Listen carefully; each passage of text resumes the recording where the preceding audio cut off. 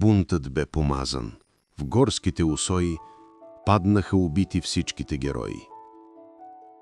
Сам Хаджи Димитър между них оста, защото числото надви храбростта. Първото движение, първата дружина дойде като буря, като сън премина. Метеор невиден в една тъмна нощ. Бусекаците диви трепереха и още от гърма на боя. От таз нова дума – свобода, що мина из тяхната шума, и екът разнесе като един дъх от урва на урва и от връх на връх, дето снегът мята бяла си покривка. Юнаците спяха без гроб, без завивка, навръх планината. Ни един от тях боя не остави, не усети страх, защото когато Дунава минаха, кръстосани саби мълком целуваха, защото на всички в гордите души свободата сила и кораж внуши. Командата беше «На месо удрете», лозинката беше «Момчета, умрете». И гордият Ванков издигаше с гнев из дима високо свиления лев.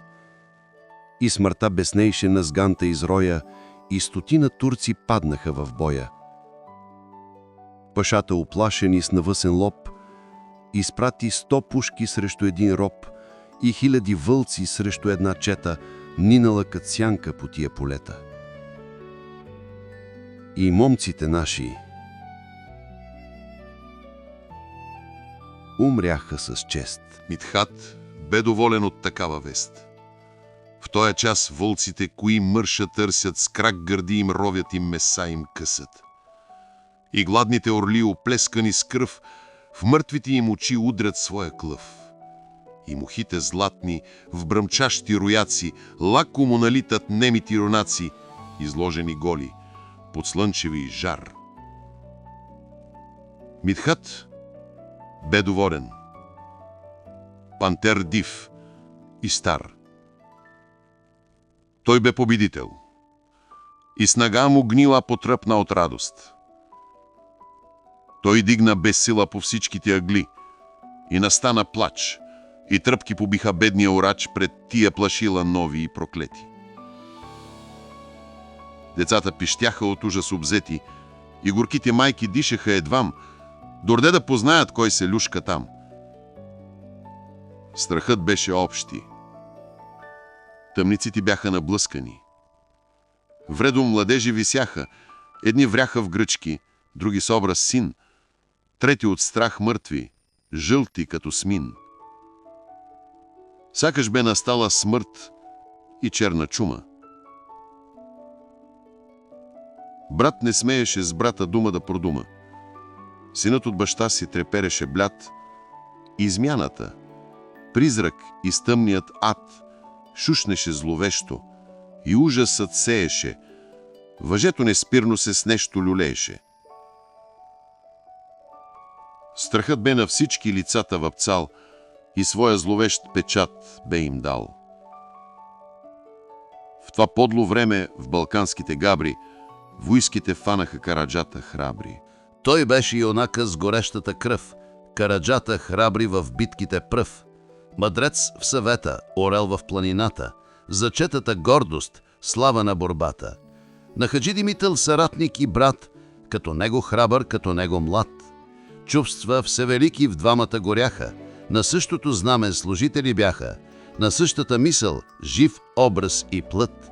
Единят бе главата, другият умът, един беше вожда, другият кърмачът, към смъртта готови еднакво да крачат. Караджата беше вързан, укован, окръжен от мръсна и свирепа сган кръвници, остатки от разбити орди, що го на въжето завлачаха горди.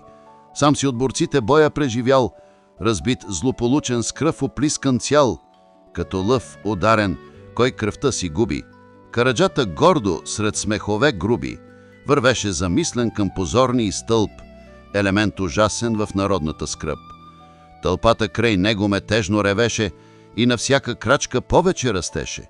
Солдатите груби не сещаха жал, децата по пътя фърляха му кал, а една кадъна чехъла извади, избязва с лице му 3 удара даде. Той вървеше мрачно спокоен и глух, на псувни, обиди. Силният му дух летеше към боя, де бяха остали другари заклани, мечти, идеали. Той виждаше ясно бунтовния лев, летещ над глава им и готов за рев. И горите красни, и у нас природа, широка и чудна и пълна със свобода, и Хаджи Димитър цял в кърви облен, който му ревеше: «Що се вдаде в плен? Караджа, без тебе не умирам ази!»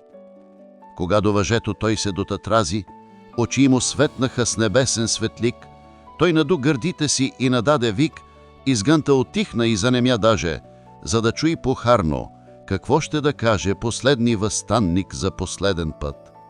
Защото в тез дни на ужас и смрът, при многото подлост, предателства, глуми, казваха се често и големи доми, из някои си силни, големи сърца, защото сред тия сплашени лица понякога взорът срещаше титани, на челата стайни слова начертани, като станки славни от друг някой род, не останал вече под Божия свод. И ето що каза тогас Караджата с поглед към народа и към небесата: «Прощавайте, братя, отивам сега.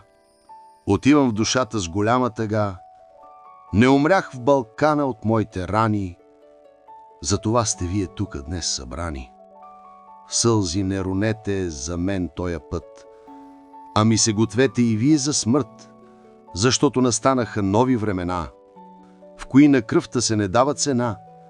И гроба е по-мил, нежели позорът за всички, що мислят и честно се борят. Не съм аз последен и не съм аз пръв, дето тъй умирам. Българската кръв реки ще се лее.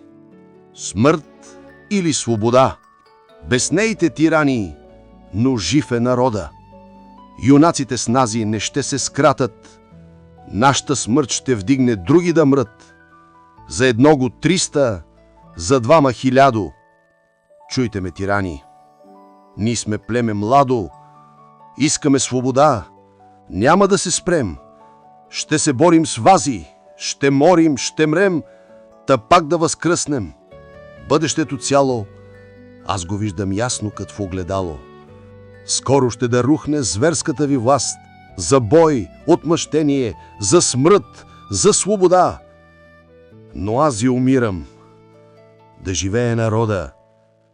Смърт или свобода.